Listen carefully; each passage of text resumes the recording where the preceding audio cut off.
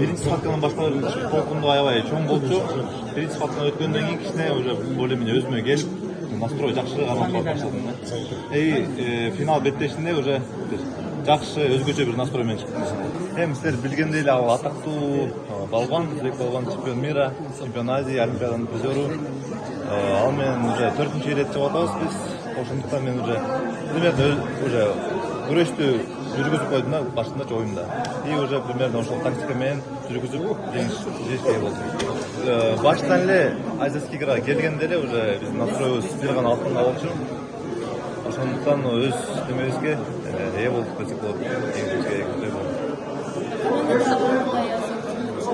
Ооба, бул бир гана менин жеңишим эмес, бул бүт команданын, бүт Кыргызстандын жеңиши. Ошол жеңишимди бүт кыргызстандыктарга арнайм, кыргыз элиме арнайм.